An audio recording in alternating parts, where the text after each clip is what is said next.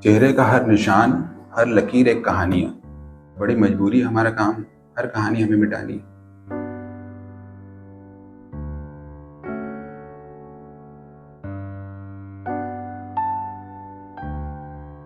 जो भी स्कार्स होते हैं उसके लिए लोग CO2 लेज़र करते हैं। जो एक्ने के स्कार्स होते हैं उसके लिए एक अलग लेज़र होता है। जो टैटू के स्पॉट्स होते हैं उसके लिए ND आर्क लेज़र होता है। तो कई तरह के अलग अलग लेज़र्स हैं। जो रेड स्पॉट्स हैं, टेलेंजेक्टिस या जो रेड कलर के पॉइंट्स होते हैं उसके लिए अलग लेज़र होता है। वाइट स्पॉट की जो डिजीज़ होती है उसका भी अलग लेज़र होता है। तो जो भी निशान हो हम लोग अलग अलग लेज़र से मिटाते हैं। और ये बात भी बड़ी सही है कि हर निशान के पीछे एक स्टोरी होती है। तो आज के इस वीडियो में सबसे लास्ट में हम दिखाएंगे कैसे बड़ा सा कीलॉइड बन गया बर्न होने से, और कैसे बहुत सेटिंग लेज़र करने के बाद धीरे धीरे अब ये ठीक हो रहा है। एकदम जन्म के समय था, उस समय तो पता नहीं चल रहा था, एक आध महीना बाद लक्षण का पेट में पीठ में दिखाई। तो ये चीज़ कुछ गर्मी में ठीक होती है कि हमेशा बनी रहती है? हमेशा हम लोग देखते हैं ऐसे तालाब सूखा हुआ है और बारिश होती है तो उसमें मछलियाँ आती हैं।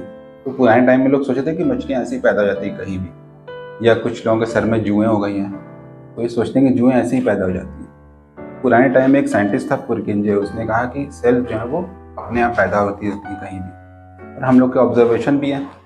लेकिन फिर एक साइंटिस्ट था रुडोल्फ वर्चो, उसने कहा कि नहीं, कोई भी सेल खुद से नहीं पैदा हो सकती, किसी न किसी प्री एग्जिस्टिंग सेल से पैदा होगी।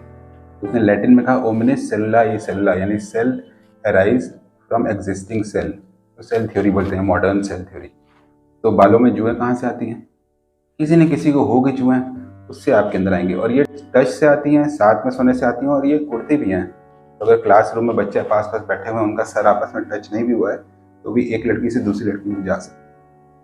और वो वाला बात कि भाई तालाब में जो मछलियाँ थी वो कहाँ से आती हैं?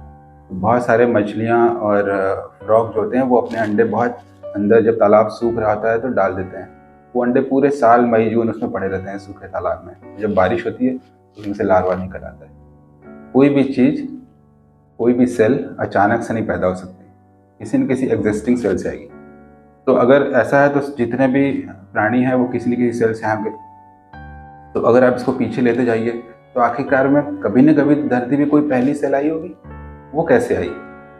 और इसको बोलते हैं धरती पे जो इवोल्यूशन, जो लाइफ कैसे आई, उसके लिए अलग अलग एक्सपेरिमेंट्स किए गए, और उसकी एक अलग थ्योरी जो किसी और वीडियो में डिटेल में बताएंगे। क्या आखिरकार फिर वो पहली सेल बनी होगी तो कैसे बनी होगी?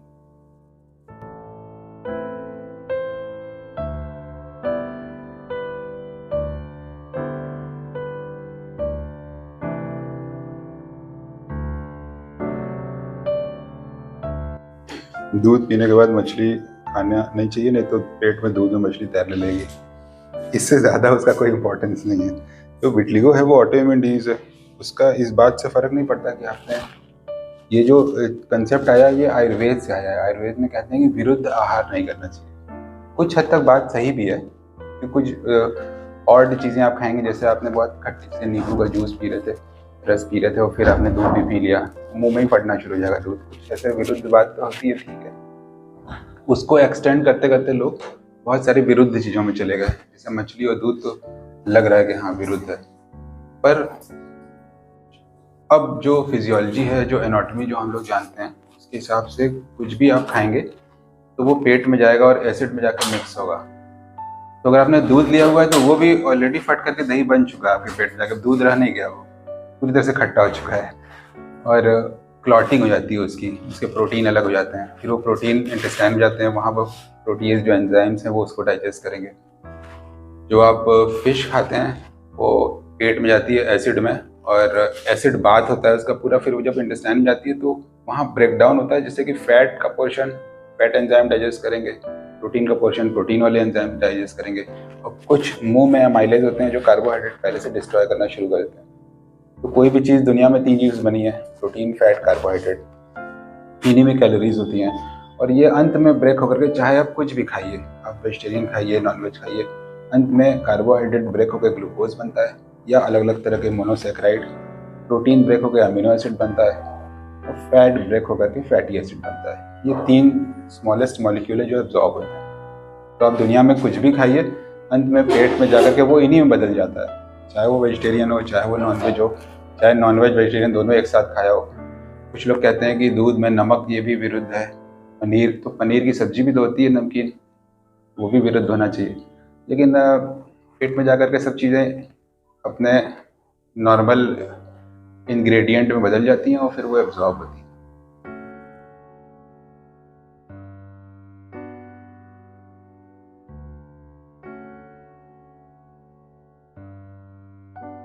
कैसे हुआ था हाथ में आपको क्या सर? ये वाला?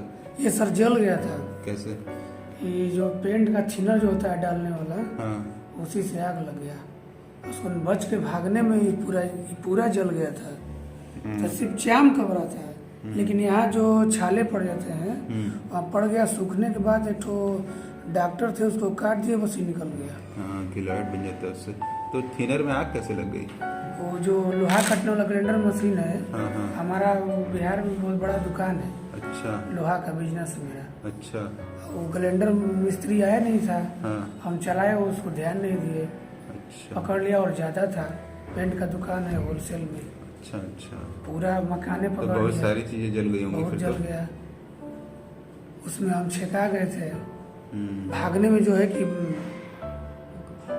लग गया ये। और ये इसमें यहाँ तक कपड़ा था मेरा।